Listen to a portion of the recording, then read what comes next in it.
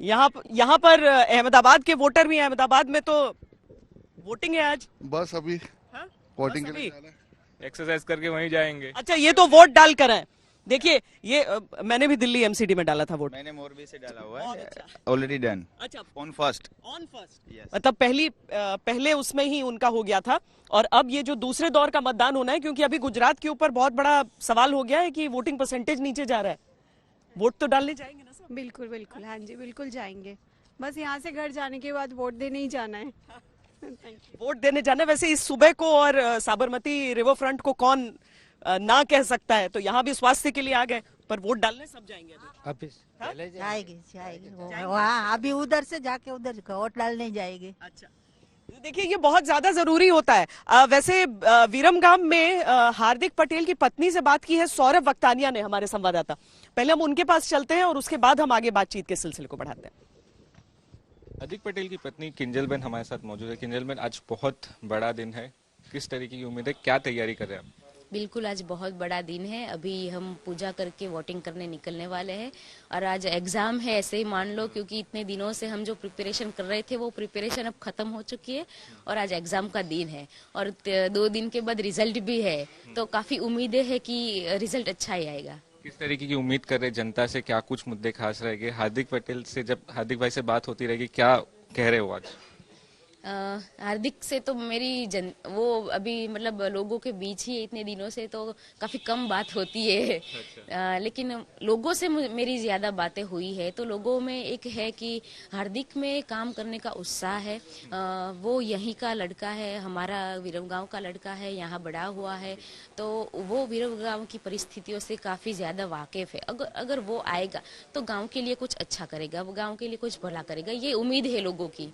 लंबी जर्नी रही है, आंदोलन का चेहरा थे, 21-22 साल की उम्र, और आज चुनाव लड़ रहे हैं पहली बार। क्या कुछ चल रहा है घर में, किस तरीके की हालत है?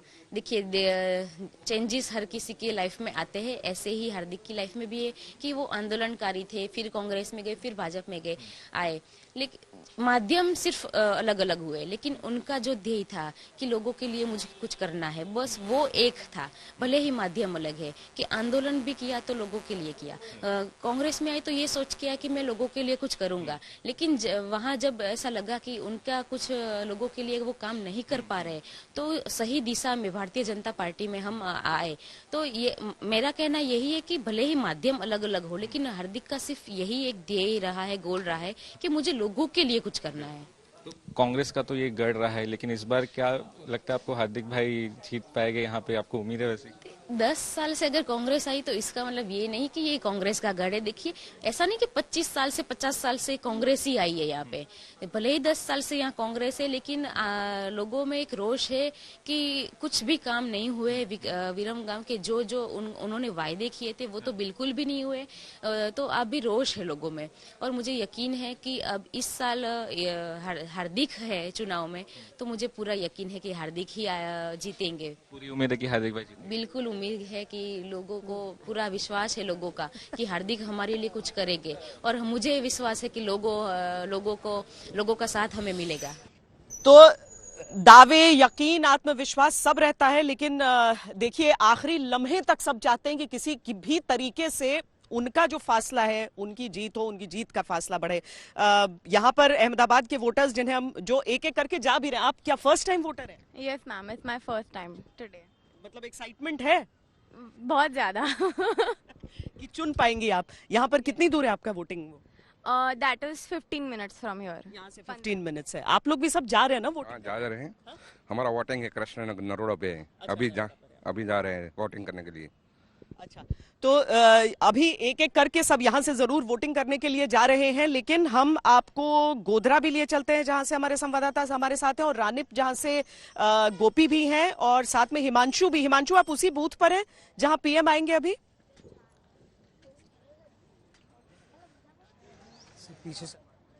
बूथ पर हूं जहां पर प्रधानमंत्री नरेंद्र मोदी जो है वो 9 बजे मतदान करने के लिए पहुंचेंगे। और मैं एक और चीज अपने कैमरामैन संजीव कुमार से कहूंगा वो दिखाएं कि किस तरीके से जो है लोग खड़े हुए हैं प्रधानमंत्री नरेंद्र मोदी की एक झलक पाने के लिए। ये अपने आप में, चाहे 2017-19 में हम लोगों ने देखा कि जब प्रधानमंत्री नरेंद्र मोदी यहाँ वोट करने आते हैं तो अपने आप ये रोड शो में तब्दील हो जाता है।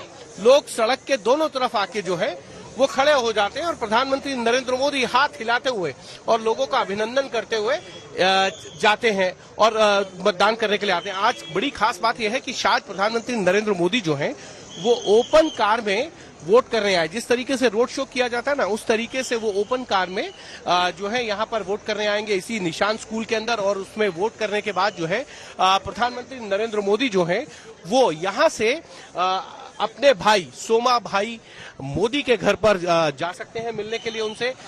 सोमा भाई के ही घर पर जो है वो प्रधानमंत्री नरेंद्र मोदी का नाम जो है मतदाता सूची में है। तो इसीलिए प्रधानमंत्री नरेंद्र मोदी इस बार जो है अपने भाई के घर भी जाने वाले हैं। कल देर रात वो जो है वो अपनी मां हीराबाद से मिलने गए थे, उसके बाद वो कमलम गए। वहां पर उन्होंने भारतीय जनता पार्टी के जो नेता हैं या प्रदेश अध्यक्ष CR पाटिल और गृह मंत्री अमित शाह के साथ मंत्रणा की और ये सुनिश्चित किया कि जिस तरीके से पिछली बार जो है मत प्रतिशत कम रहा पहले चरण में, उसको किस तरीके से बढ़ाया जाए। शहरी क्षेत्रों के अंदर जो है मतदाता क्यों नहीं वोट कर रहे, इन सब चीजों को लेकर उन्होंने एक रणनीति तय की कि कहीं ना कहीं कार्यकर्ता जो है वो जाए आम जनता के बीच में और मतदान करने के लिए उनको बाहर लेके आए। ये सारी चीजें जो है उसको लेकर कम से कम यही चाहते हैं कि ज्यादा से ज्यादा वोटर जो हैं वो निकल कर जाए मतदान केंद्रों में।